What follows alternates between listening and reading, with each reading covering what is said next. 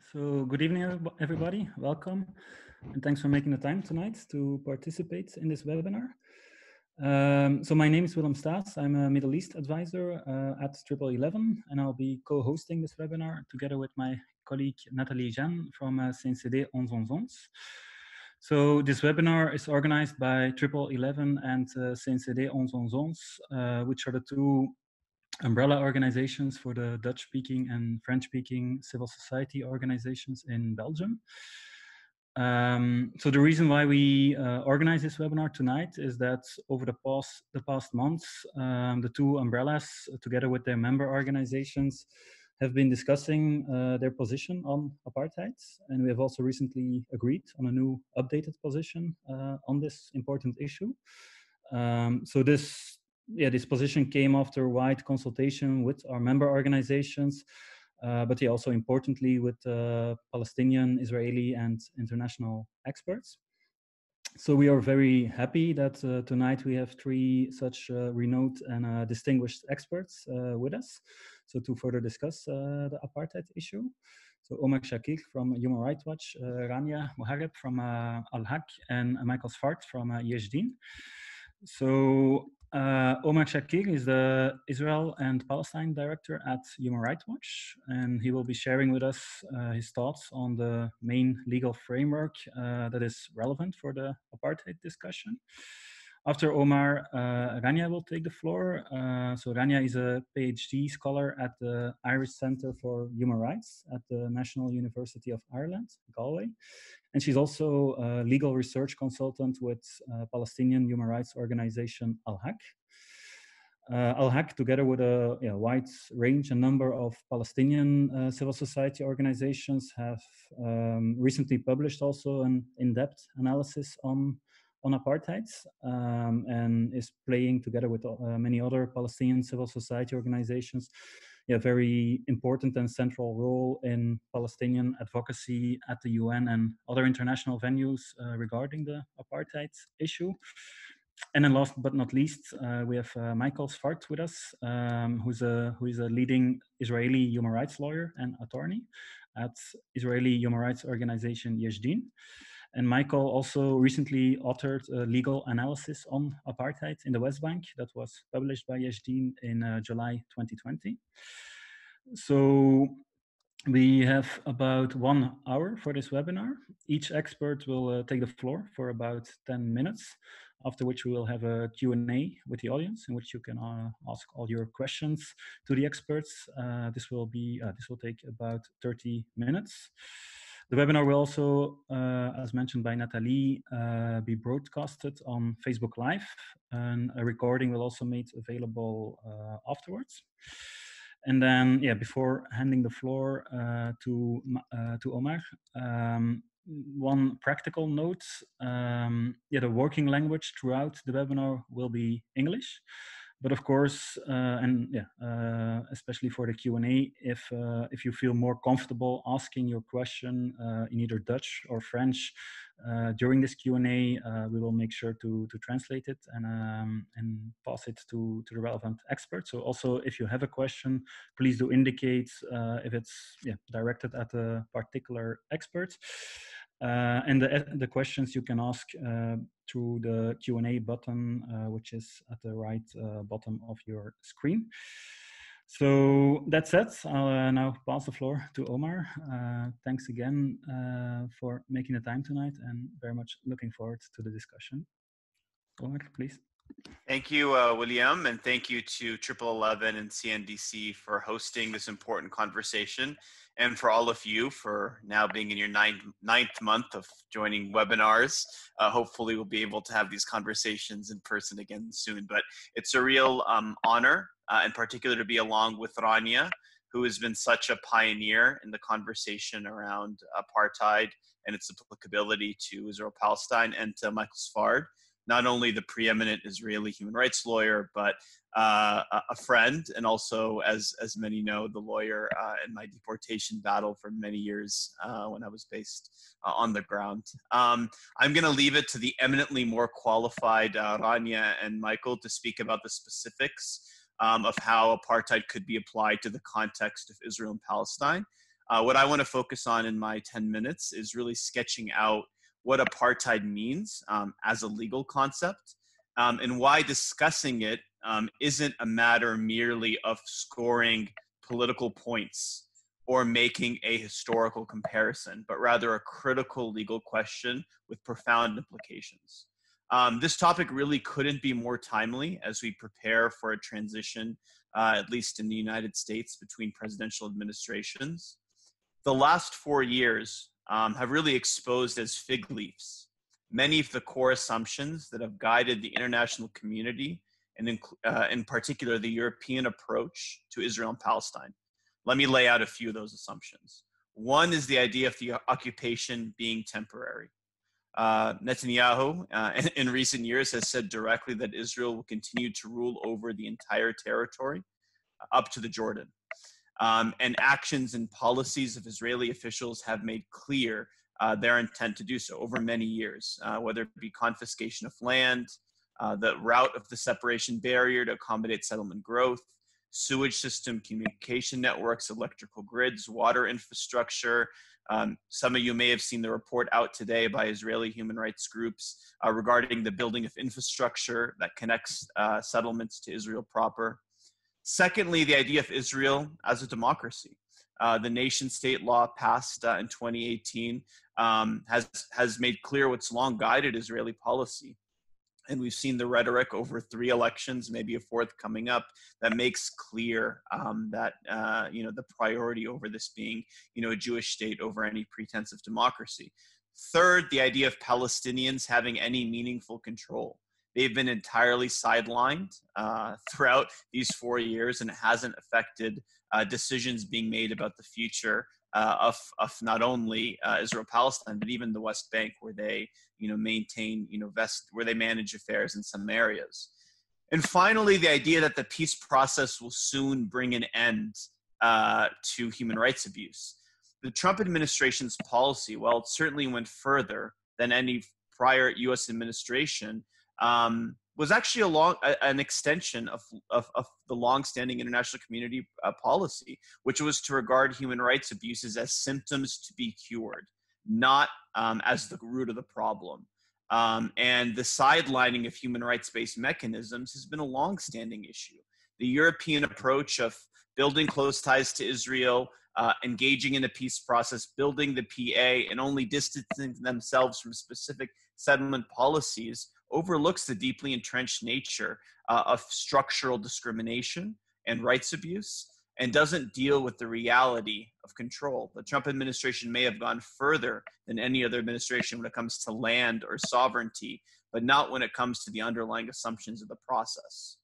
When we take a step back, we realize we have a reality today between the Jordan River and the Mediterranean of 6.6 million or so Jewish Israelis and 6.6 million Palestinians, primarily ruled by one government, whose mission is to privilege one people and discriminate against another to various degrees.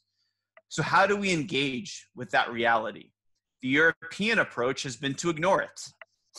And now with Biden coming to power, there's a desire to turn back the clock. And by the way, not fully turn back the clock of the last 4 years, as if the older approach had us on the cusp of ending these systematic long-term abuse. The answer for how we engage must be rooted in international law and the very same principles that undergird the international system. Europe is right to focus on the law of occupation, but the law of occupation itself looks different in a prolonged occupation than it does in a temporary one. In specific, the obligation to provide for public life, rooted in the 1907 Hague Resolutions, that interpreted in the context of prolonged occupation implies a responsibility with increased means to minimize the impact on the occupied population and provide them with the full panoply of rights they're entitled to under human rights law. And there are other relevant portions of international law. International law has developed a prohibition against particularly severe institutional discrimination and systematic oppression, using the term apartheid. Now, while the term was coined in relation to specific practices in Southern Africa, it's a universal legal term that's written in international treaties, UN resolution, and the domestic law of dozens of states. The International Law Commission, in fact, has written that the prohibition of apartheid is a preemptory norm of international law. And the International Convention of the Elimination of Racial Discrimination, with 182 signatories, writes about it as well. It's fully entered customary international law.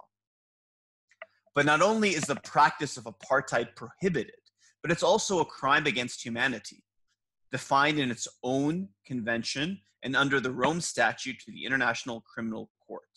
Crimes against humanity refers to specific criminal acts committed as part of a widespread or systematic attack. So in essence, state policy against a civilian population. And it's among the most odious crimes and an affront to human dignity. So how is apartheid defined? Let me read you the definition, the key parts of it, and then I'll, just before wrapping up, sort of lay out some of the key elements before passing it along to my colleagues. The Apartheid Convention defines apartheid as, and I'll read it again with excerpt, inhuman acts committed for the purpose of establishing and maintaining domination by one racial group of persons and over another racial group of persons and systematically oppressing them. The Rome Statute uses a similar definition. There's a lot of overlap.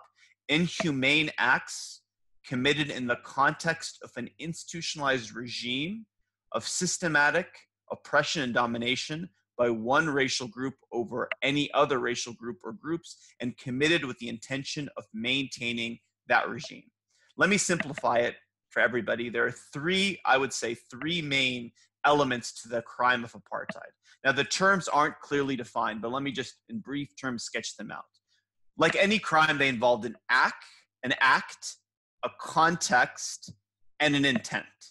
The act is inhuman or inhumane acts. Some examples that you can find between the various conventions include forcible transfer, expropriation of landed property, creation of separate reserves and ghettos, and denial of the right to leave and to return to one's country and the right of nationality. So inhuman acts or inhumane acts. Secondly, the context. The context is defined as systematic domination and oppression. Again, that term is not defined, but the nature of it makes clear that it goes beyond mere discrimination. There must be a deliberate policy of severe repression to ensure supremacy over one group over another. So again, it's a crime about subjugating one group in order to ensure supremacy or control of another group. It implies control over the main levers of power and oppressive policies to maintain it. And again, it's domination, not sovereignty, which means you can have apartheid even not in your sovereign territory. So even in an occupied or other territory. So the act, inhumane acts, the context, domination, oppression, and the final element's quite simple. It's an intent to maintain that system. So I'll wrap up by just saying a couple of quick points on some of these terms. Regime. The Rome Statute talks about a regime. The Apartheid Convention does not. Again, regime is not defined, but it connotes some sort of formal organization or structure, laws, policies, institutions. Now, I want to be clear. You can have a regime mean a whole state, or it can mean a more limited geographic area. They're both fair interpretations of the law. And again, I'm not going to talk about Israel-Palestine, but in Israel-Palestine, you could talk about it as one unit, or you could look at apartheid in specific sub-areas. And then the idea of race. International criminal law has defined race broadly. If you look at rulings on the crime of persecution, for example, in the tribunals, to include construction by local actors, context, same thing with human rights law, which also considers within race, descent, national ethnic origin, etc. And the last thing I'll just say is there's also the related crime against humanity of persecution. It's not talked about in this panel, but it's a very similar crime, the same gravity as apartheid, and it refers to intentional, severe deprivation of fundamental rights on racial, ethnic, or other grounds. So to conclude, apartheid is a universal crime. It's not about some comparison. Human Rights Watch, for example, has applied it already in the Rakhine state in Myanmar. It's based on objective criteria, the three that I listed, and it's absolutely a legitimate and warranted conversation. So with that, I'll leave it to Rania and Michael to outline their positions on whether the threshold is crossed in the context of Israel-Palestine. Thank you. Thank you very much, Omar. And yeah, I will now pass the floor to Rania to share her thoughts on the issue. Rania. Perfect. Thank you so much. Good evening, everyone. Thanks, Omar, for the introduction, which is very useful to build on. And it's a pleasure to join you all. Thanks for organizing this important event on the question of apartheid. For me, it's a real pleasure to introduce the work that Al-Haq has been doing together with Palestinian organizations, as well as regional and international civil society. What I hope that you will take from the presentation that I'm about to outline is two things. First, that the apartheid analysis for Palestine is not new, but it's been gaining strength in recent years, this being the result of ongoing advocacy efforts carried out by Palestinian regional and international civil society. And the second point that I think is important to outline is that any comprehensive analysis of the question of apartheid in Palestine must consider how the framework applies with respect of the Palestinian people as a whole. So that is to say, Palestinians on both sides of the Green Line and Palestinian refugees and exiles abroad, who as a result of Israeli laws, policies, and practices continue to be denied their right of return to their homes, lands, and properties from which they were illegally displaced in 1948 and thereafter. So let me start with the first point, which is that there is recognition that the treatment of Palestinians by Israel amounts to apartheid under international law, and this recognition is gaining in strength. But this analysis isn't new, and therefore we benefit from a short look back at how the apartheid narrative has grown over the past decade and more. In 2007, for example, the former UN Special Rapporteur on Palestine, Professor John Dugard, recognized in his report to the UN Human Rights Council that elements of the Israeli occupation constitute forms of colonialism and of apartheid, which are contrary to international law. 2 years later, in 2009, the Human Sciences Research Council of South Africa concluded in a detailed study, which was prepared alongside the involvement of scholars, practitioners, and civil society, including Palestinian organizations, that Israel breaches both the international legal prohibitions on apartheid and on colonialism in the occupied Palestinian territory. In 2012, this recognition was also endorsed by the UN Committee on the Elimination of Racial Discrimination, which then recognized that and urged Israel to immediately take measures to prohibit and eradicate policies or practices of racial segregation and apartheid in the occupied Palestinian territory. In parallel, however, and this is what brings me to my second point, a broader and more comprehensive legal analysis as it applies to the Palestinian people as a whole has been developing on the ground. So in 2011, for example, the Russell Tribunal and International People's Tribunal expanded on this recognition of apartheid and found that, and I quote, Israel's rule over the Palestinian people, wherever they reside, collectively amounts to a single integrated regime of apartheid. It's this analysis that Palestinian civil society has broadly adopted, and that was developed in 2017 in a seminal report by the UN Economic and Social Commission for Western Asia, called ESCWA.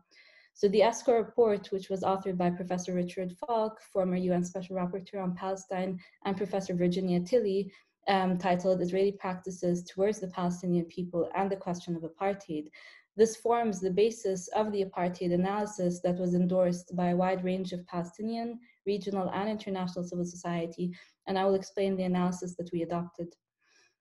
So critically, the ESCWA report puts forward a central thesis that in applying the legal definition of apartheid to Israeli policies and practices, it's the strategic fragmentation or the systematic division of the Palestinian people, legally, politically, and geographically, that constitutes the main tool of Israeli racial domination and oppression. So as part of this process of fragmentation, the authors of the ESCWA report identified what they call 4 domains within which Palestinians have been systematically fragmented. These are first, Israeli civil law, which governs Palestinians with Israeli citizenship within the Green Line. Second, Israeli residency law, governing Palestinians in the city of Jerusalem. Third, Israeli military law, which is applicable to Palestinians, including refugees in the West Bank and the Gaza Strip. And fourth, Israeli laws and policies which deny the right of return of Palestinian refugees and exiles who are abroad. And through the strategic fragmentation, the ESPO report argues that Israel ensures that Palestinians in different areas and with different legal status are denied the right to meet, group, and live together, or even exercise any collective rights. In short, this fragmentation obscures the very existence of one legal regime imposed over all Palestinians, and in turn ensures that Palestinians are unable to challenge that regime of racial domination that systematically oppresses them wherever they may be. So building on this ESCO analysis, a group of 8 Palestinian regional and international civil society organizations submitted a comprehensive joint parallel report in November 2019 to the UN Committee on the Elimination of Racial Discrimination for its review of Israel. And this report is available online on Al-Haq's website as well as partner organizations' websites, and I think we can share it in the chat. So at the time, we urged that Sfard, the UN Committee on Racial Discrimination, expand on its earlier finding and recognize that Israeli policies on both sides of the Green Line and vis-a-vis Palestinians in exile constitute apartheid as one overarching legal regime. So we did so on the basis of several arguments, and I will try to briefly outline them. The first is that Israeli laws and policies in place since 1948 establish an institutionalized regime that systematically oppresses the Palestinian people. Israeli laws grant every Jewish person the exclusive right to enter Israeli-controlled territory as Jewish immigrants and to receive automatic Israeli citizenship on the basis of a so-called superior nationality right. In contrast, Palestinian refugees and displaced persons are categorically denied their right of return, with Israeli law institutionalizing their dispossession from their lands and properties. So in 2018, for example, as Omar mentioned earlier, the Israeli parliament gave constitutional force to its apartheid legislation by enacting the Jewish nation-state basic law, which determined then that Jewish settlement is a national value, and so doing so then in an effort to entrench Israeli racial segregation within the Green Line, but also to promote the expansion of illegal Israeli settlements in the occupied Palestinian territory. The second point that we outlined in our third submission is that Israel allows Zionist parastatal institutions such as the World Zionist Organization, the Jewish Agency, and the Jewish National Fund to operate on both sides of the Green Line as quasi-governmental entities. So these institutions are chartered to carry out material discrimination against non-Jewish persons, and these have historically prevented the indigenous Palestinian people from accessing and exercising control over their means of subsistence, including their natural resources. Third, Israeli policies and practices, which comprise a broad range of widespread and systematic human rights violations against Palestinians, serve to continuously maintain a system of racial domination and oppression. In particular, Israel entrenches the fragmentation of Palestinians by denying Palestinian refugee return and denying family unification, revoking residency rights for Palestinians, and restricting freedom of movement in the occupied Palestinian territory, including through the closures of the Gaza Strip and of the city of Jerusalem. Israel also uses a legal framework that is designed to produce impunity, including through widespread collective punishment of Palestinians, mass arbitrary detention, torture and ill treatment in Israeli prisons, a systematic shoot-to-kill policy targeting Palestinians, and the denial of access to essential services, including healthcare, which most significantly impacts Palestinians under Israeli closure and blockade in Gaza. Fourth, and finally, through these repressive policies, Israel creates a coercive environment driving the continued displacement of Palestinians. It enforces discriminatory planning and zoning, resulting in house demolitions on both sides of the Green Line, and creates a climate of fear and intimidation intended to silence any opposition to Israel's apartheid regime.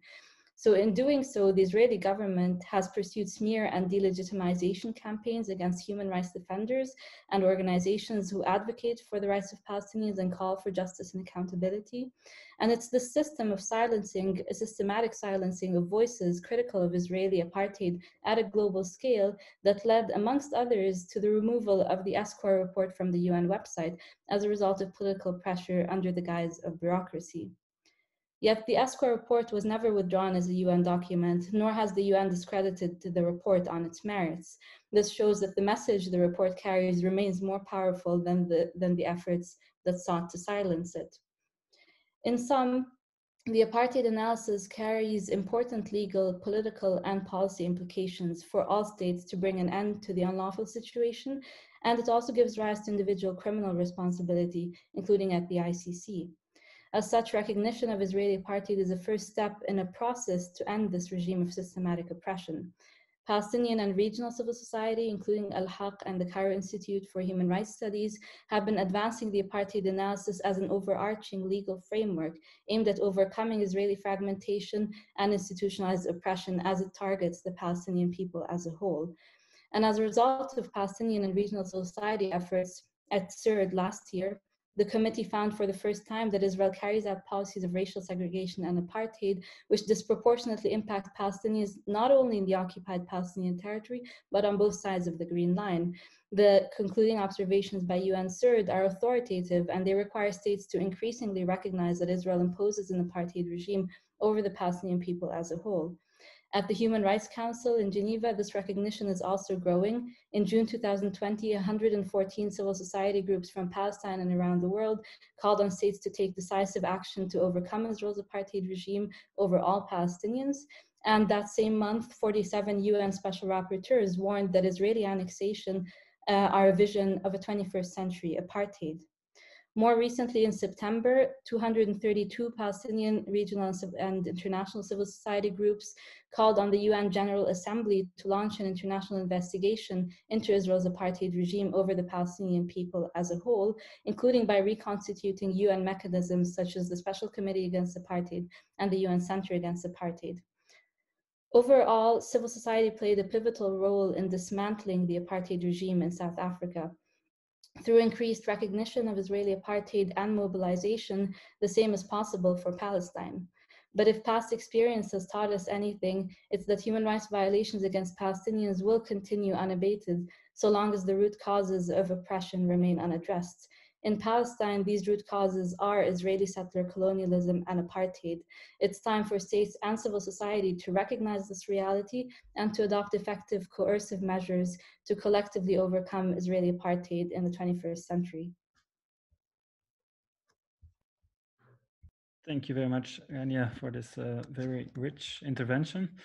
So I'll now pass the floor to our final speaker, Michael Sfard, who said before has recently authored a Yesh Din legal opinion on apartheid in the West Bank. Thank you, Willem, and thank you both CNCD and 1111 for inviting me, and with this very distinguished panel, friends. I just want to say before I start that I think the mere holding of this webinar is extremely important. I think that talking about this is something,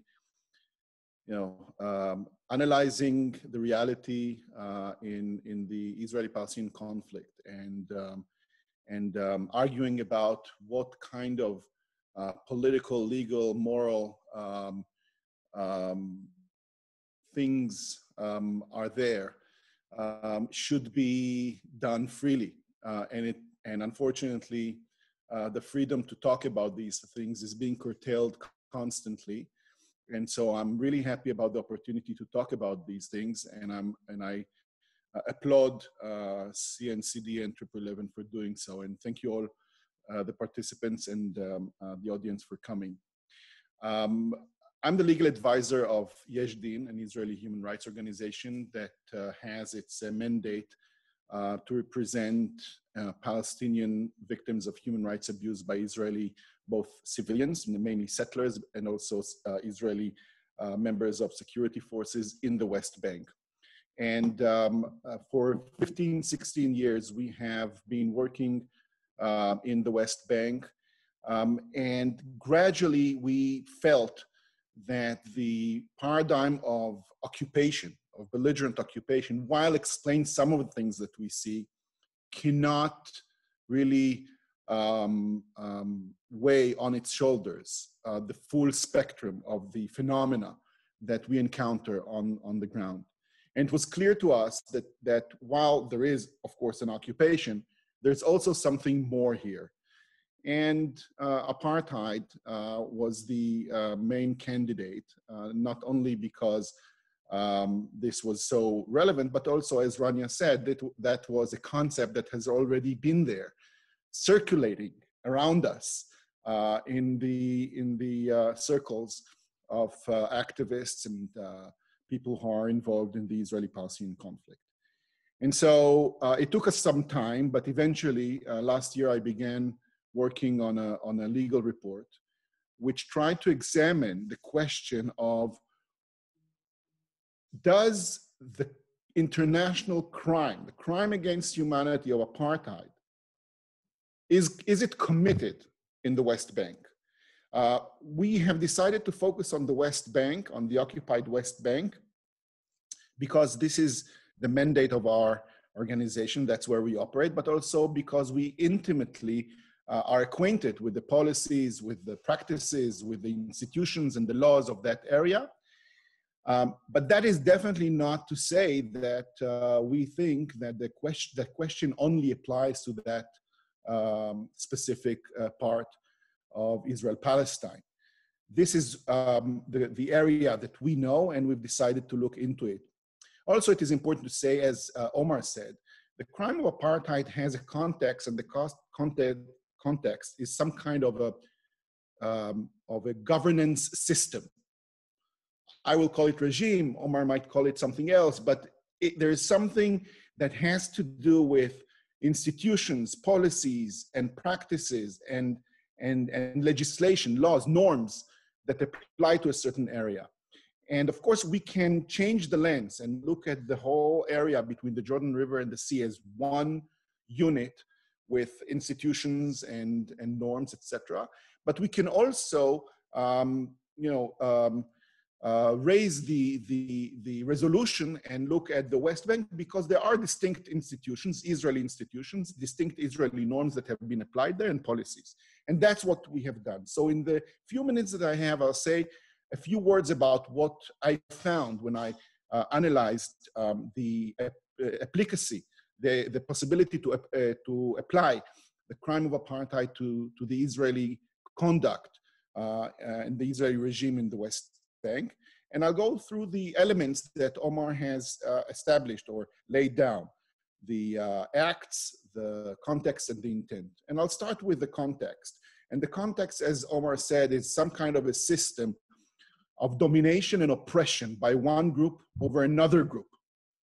A systematic, it's not any type of discrimination. It's not any type of oppression, but it's a systematic one, full-scale one. It has to be a main feature of the regime, something central to the regime. Now, every occupation regime is a regime of, or a government of oppression and domination, any type. But the Israeli occupation over the West Bank has another important trait, and that is the settlement enterprise.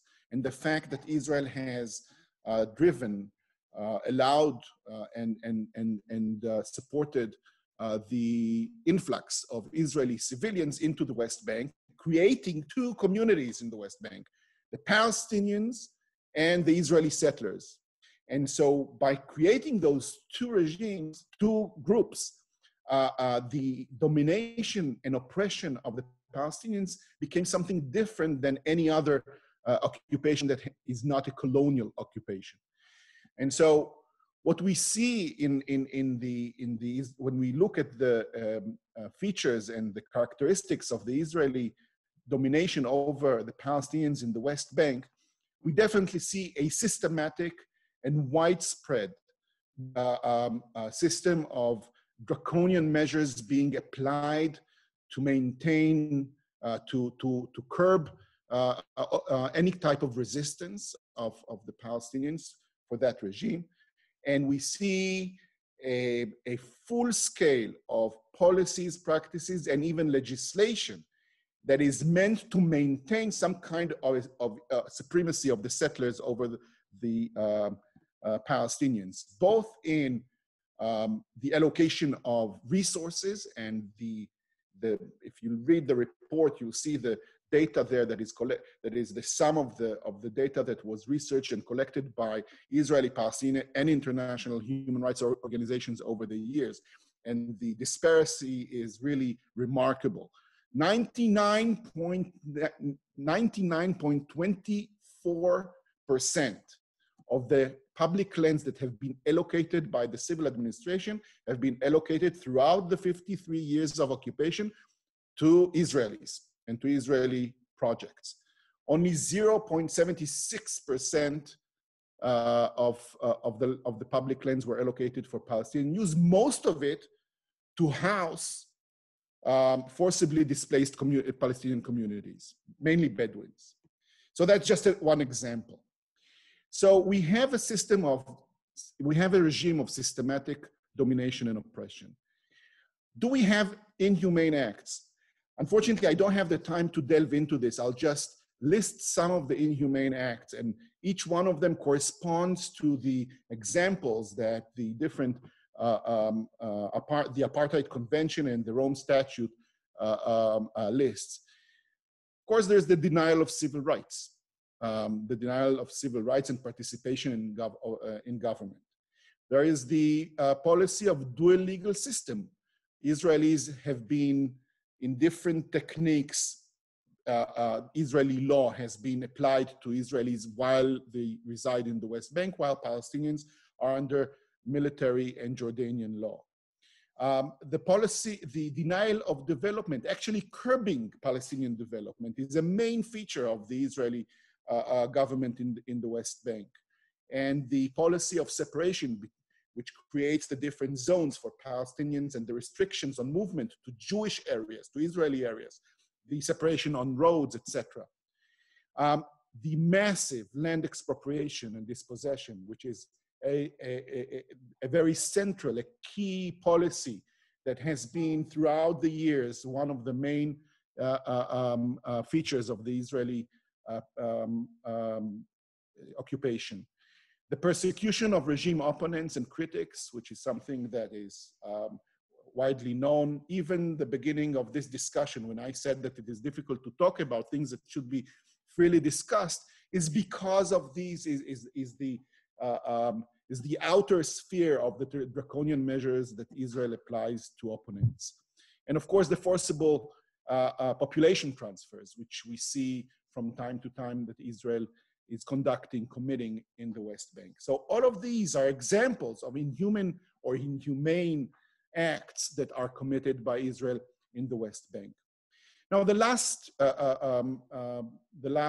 element is the element of intent, and probably the most important one, because the lack of intent, of the special intent to maintain, to perpetuate the context, the regime of domination and oppression of one group by another, the lack of intent was the main alibi for the Israeli government, the Israeli Hasbara, the Israeli position throughout the years. And throughout the years, we have seen Israeli leaders and Israeli supporters say that while it is probably undeniable that Israel has applied to the West Bank policies that create a systematic domination and oppression, it does not have the intent to perpetuate it, to maintain it forever. Actually, there is a peace process, and eventually we will part with the Palestinians, and they will be masters of their own fate, and so on. Well, if we examine that argument, both through the lens of deeds and through the lens of words, we will find that it just doesn't hold up in no legal standard. That throughout the years, Israel has done everything it can to perpetuate the domination over the land, thus the people, everything it can and things it couldn't. And I'll just say, because I see that I'm out of my time, but the demographic engineering of the West Bank is probably the most obvious thing that shatters the alibi. And then throughout the years that the last few, probably a decade or so, the Israeli words came out of the closet too, and now have the gap between the words and the deeds has been closing. And Israel today is openly pursuing a gradual annexation policy. And this gradual annexation policy is an admission that the regime of domination and oppression is here to stay as far as Israel is concerned, and there is the intent. So I'll sum it up and say our Yesh Din's, my conclusion is, and it is a very scary and sad conclusion. I am an Israeli. This is my people that I'm talking about. Israel is committing the international crime against humanity of apartheid, at least in the West Bank. Thanks a lot, Michael, and also Rania and Omar for those very interesting presentation. Now we will, because we are already late, but we will directly go to the question of our audience. And the first one, I would like to, it's more a translation of some concerns of people seeing all those presentation and legal definitions, and asking as citizens what can they do in front of what's happening in Israel, Palestine, and this apartheid situation. But also, and I will put everything in one, what can also the governments do? So I will let you one by one answer to this, and maybe begin with Rania, if okay for you. Thanks so much, Nathalie. I think the hardest question is always, what can individuals do? So I'll start with the second one, which is what can governments do, and then we'll move to the first one. What can governments do? Well, several things. One, recognize that this is a situation of apartheid. There is sufficient legal analysis that proves that this is a situation of apartheid, and that carries obviously very grave and significant legal implications, but also political and policy implications. So one, recognize the situation for what it is. Two, refrain from rendering aid and assistance in the maintenance of this illegal situation. So that includes corporate involvement and the economic incentive structure that perpetuates the occupation and the colonization. And that can be done through several ways, including support and annual update of the UN database of businesses which are complicit in Israeli settlements. And finally, and that's the most important step that we're looking for, is take collective action to end the system of apartheid. And we have outlined some of the different steps that civil society in Palestine and abroad are recommending for collective measures. One of them is reconstitute mechanisms within the UN General Assembly or by the UN General Assembly, which are specifically dedicated to addressing the question of apartheid. That includes the UN Special Committee Against Apartheid and the UN UN Center Against Apartheid. These two mechanisms existed at the time of apartheid in South Africa, and they played an instrumental role in, one, promoting awareness about the existence of the apartheid regime and its implications and its policies, and two, bringing an end to that system of oppression.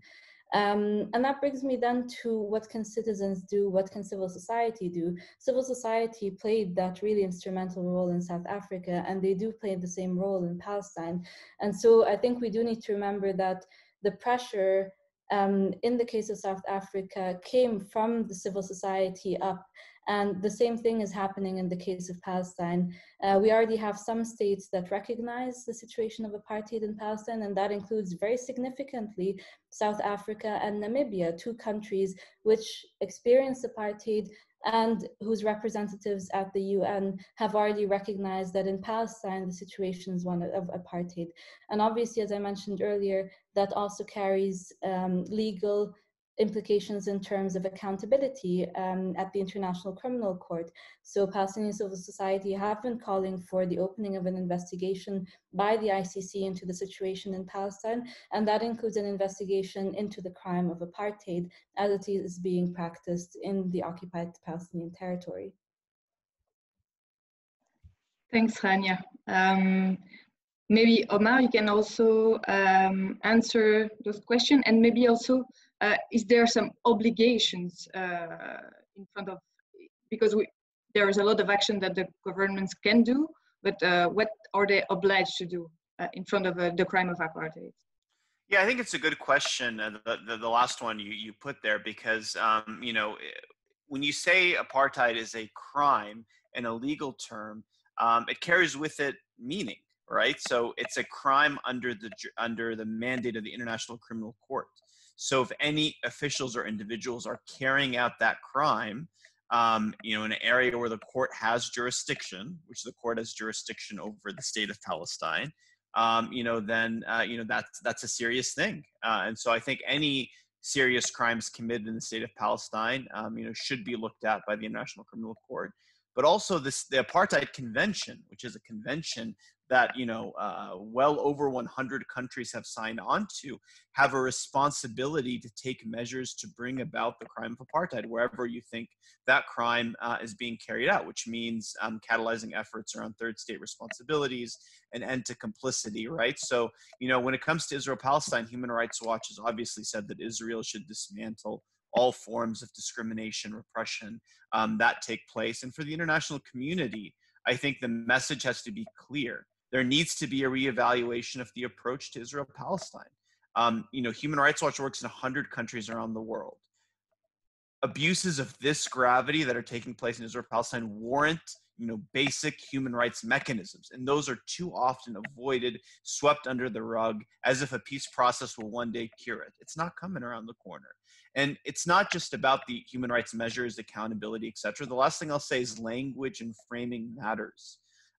Human Rights Watch issued a report a year ago where we called on, and it's a very simple demand, but states to say that Palestinians are entitled to equal rights, to the full human rights that they're entitled to, because for too often the occupation framework has been used to say that as long as Israel meets these minimal obligations, that's sufficient. But Israel's been ruling over Palestinians for well over half a century. So if you're a 49-year-old Palestinian from Hebron, you've never had civil rights, right? I mean, just think about that for a minute. So I think it's important that European statements, and there was for the first time this year, European states began using the language of equal rights, which was a major step. So I think language matters. And that applies to equal rights. It applies to other areas as well. Okay, thanks. And maybe Michael, can you add also on those questions, what concrete measures could governments take, and especially in the EU, in front of what's happening? I know that your report is more on the West Bank, so what could we do to end the situation in the West Bank? And maybe also on Gaza, if you have some other ideas or things to share. So I don't want to repeat things that my colleague have said. I just want to say about the issue of what can a private person do. Private citizens are citizens of their countries, and you all have some impact on your governments. And I think it is very important that pressure groups in EU member states would be very vocal and very clear that each and every member state, like every member of the international community, has an obligation to do what it can in the limits of international law to stop the commission of the crime.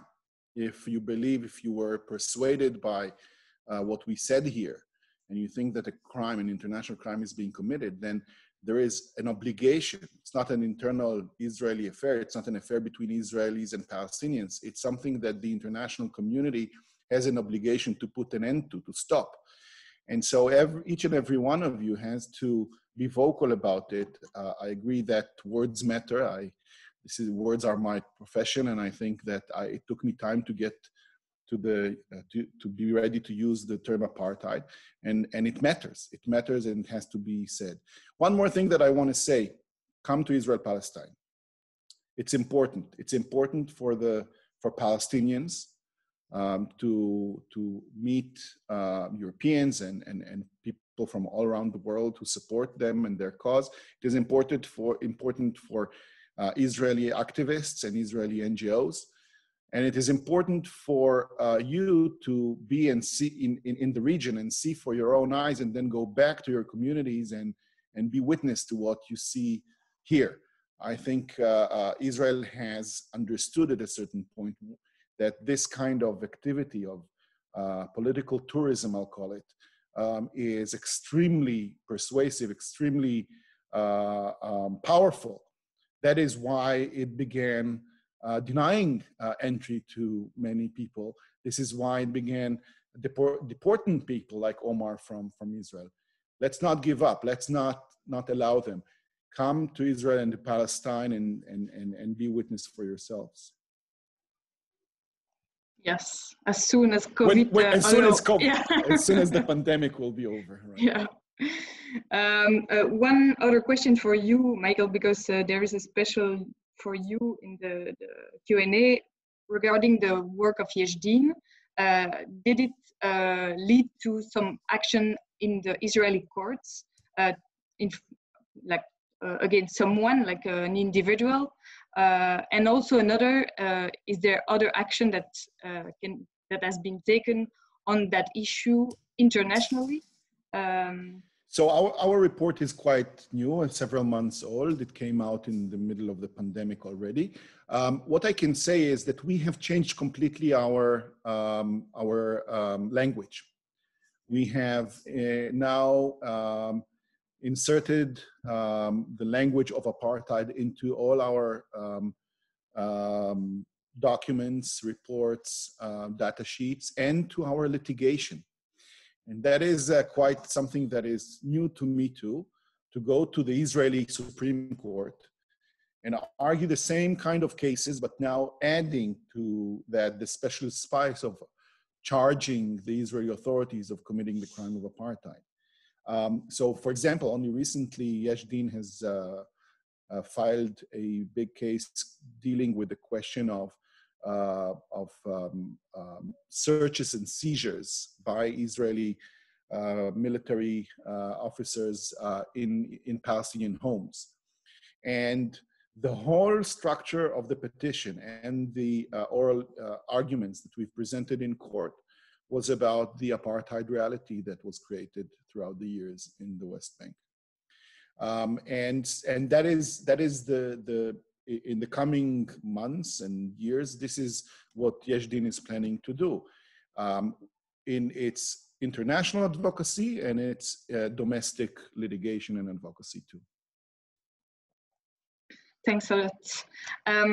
A question maybe more for Rania is about the question of refugees, because we often forget them, but as we address all of the Palestinian people and the apartheid applying to them, what's the status of the refugees in the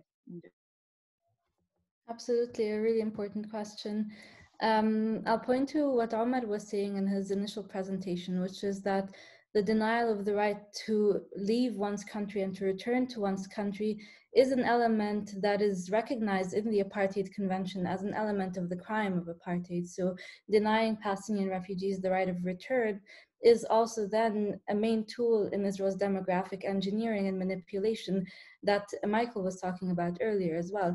This demographic engineering, we need to consider Palestinian refugees in relation to this policy, because one of the main reasons that Palestinians continue to be fragmented and that Palestinians cannot gain that demographic leverage or even any sort of leverage to challenge Israeli policies is because that fragmentation endures. And so we really need to consider that denying Palestinian refugees their right of return, and also Palestinians who are internally displaced who also have been denied their right of return, is an integral component of both the fragmentation and the demographic manipulation elements of the apartheid regime that Israel has created. And I think it is an important question that you raised, because in fact, we talk a lot about the scope of apartheid. We talk about the situation on both sides of the Green Line, but we have to remember that when we consider those domains that the ESCO report highlighted, it is Israeli laws, policies, and practices that entrench the apartheid regime. And so there is no geographic scope that is limited in the apartheid definition. And the crime and the regime is applicable beyond the geographic borders of historic Palestine. And so Palestinian refugees who for the past 70 years have been denied their right of return are, one, an integral component of the Palestinian people, and two, the denial of their return is in and of itself a process of entrenching apartheid and maintaining it on the ground. And one more question for you is that the question of one state, two state, how does it does it go in parallel to this question of apartheid? Because it's always something that is raised, because apartheid is raised when we talk about annexation, but at the end, what's the consequences on that question? Absolutely. So this is a question we do get a lot as well. And I think to take one step back, what we're trying to say here is that the apartheid framework, the way we within Palestinian civil society envision it, is one that places itself within the Palestinian struggle for self-determination. And we need to remember that self-determination is first and foremost a right under international law, a collective right. It entails permanent sovereignty over natural wealth and resources. And so what we're trying to do here is we're trying to shift this international discourse from one that is focused on a specific political solution, such as the two-state solution, to a struggle for national self-determination, which is aimed at overcoming apartheid and settler colonialism. And I think this is the shift that we're trying to see and we're trying to move towards. And therefore, I think it's also important to say that this provides an important momentum where the Palestinian struggle also can connect with worldwide struggles against structural racism and institutionalized oppression. And we have seen these issues come to the forefront, in particular this year. Thanks. Maybe a question to Omar. There has been a lot of comparison with South Africa, but what can we say are the main similarities and also differences between the apartheid in South Africa and the one in. But maybe if you're not comfortable, you can pass it to Rania also with. No, I mean, what I'll just say is we don't do comparisons at Human Rights Watch in any context. I mean, our job, and that's really the important point to make here is regardless of whether or not you believe South Africa and Israel are similar, different, that doesn't matter because it's a crime. And just like war crimes can look different in Yemen as they may look in Gaza, or, torture can take different forms in, Guantanamo or in Russia, it's still a crime. And I think that's sort of a really critical, point to make, is that while the term was coined out of a specific experience, I think it's an international, crime that has, very specific definition. I think it's worth noting, though, that even in South Africa, and again, that term apartheid has been recognized by international legal bodies to have been applied to another territory. So going back to the question Rania asked, Namibia, where the International Court of Justice found apartheid being practiced in a different, territory. So I think the key point to make is apartheid is a crime. And so you can have a crime committed, irrespective of whether it's a separate state, the same state. Again, that goes back to the point about domination and domination being distinct, from formal sovereignty. So I think it's really an important, point again to underscore here is that, saying that Israel's committing the crime of apartheid isn't saying that there's one entity or that Israel is legitimate sovereign. It's noting a reality on the ground of domination, regardless of how you draw the scope. But yeah, I'm happy if Rania or Michael want to talk about specific similarities or differences. But from a Human Rights Watch perspective, it's about sort of the elements of the legal crime. You want to add something, Rania? If you mind, I'll just add something very quick because I agree with Omar and I think that was a very comprehensive response. I'll just say one thing, which is I think sometimes it's important to remember that we hear and we used to hear a lot the term apartheid analogy.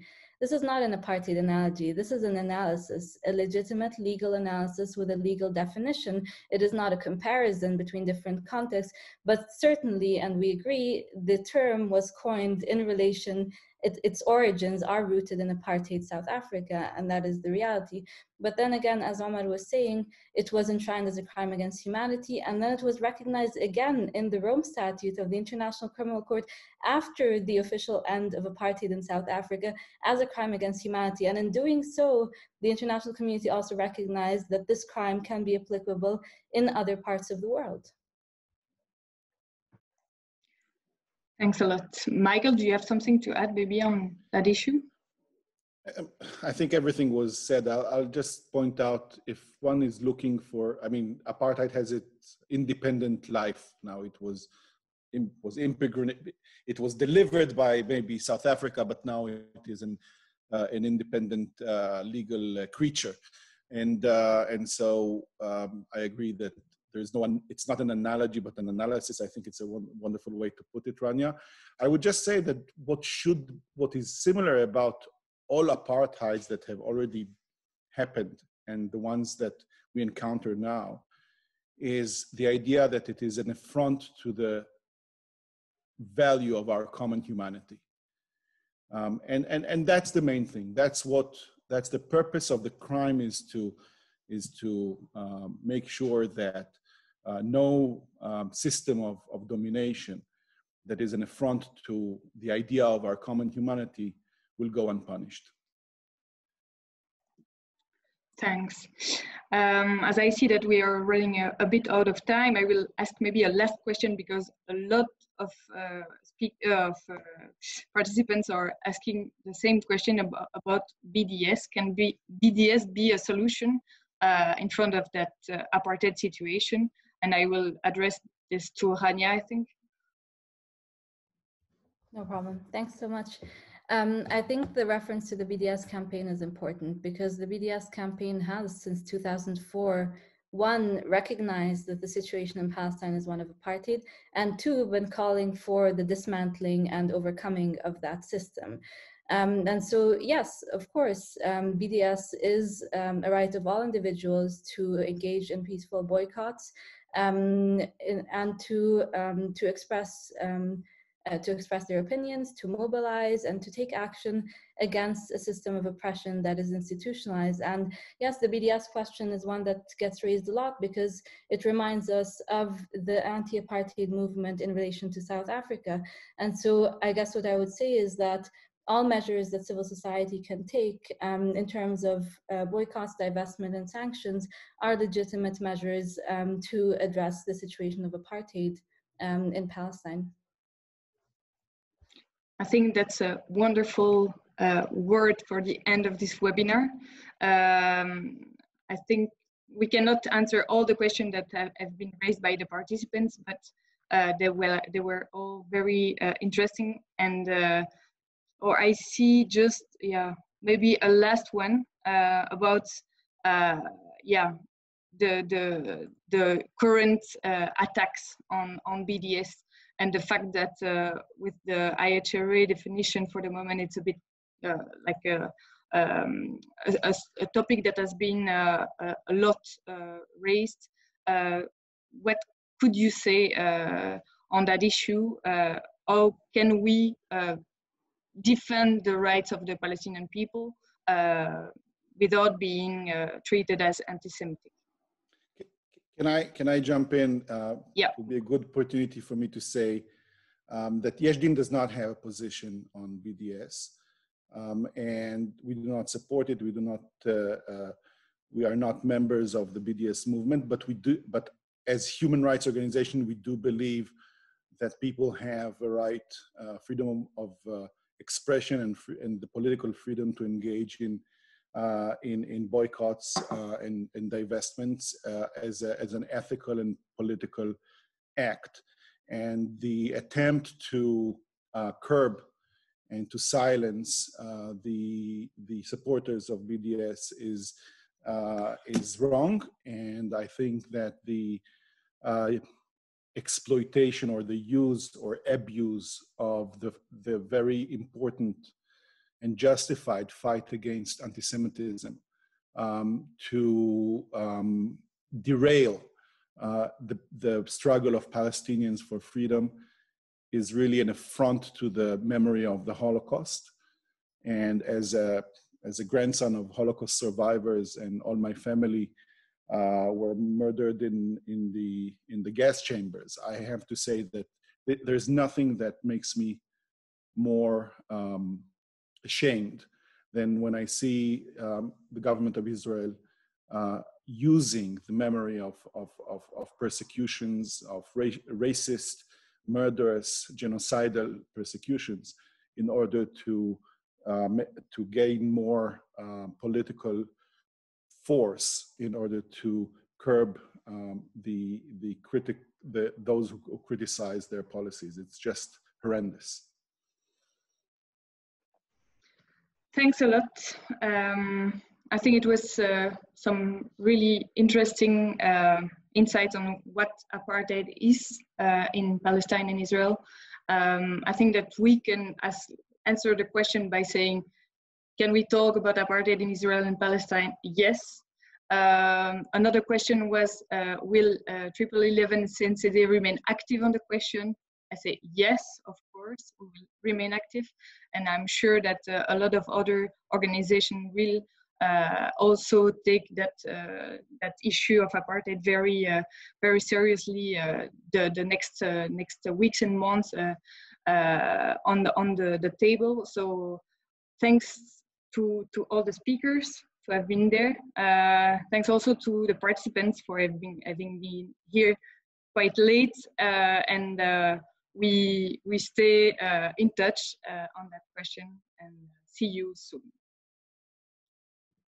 Thank you very much. Thank you. Thank you, everybody.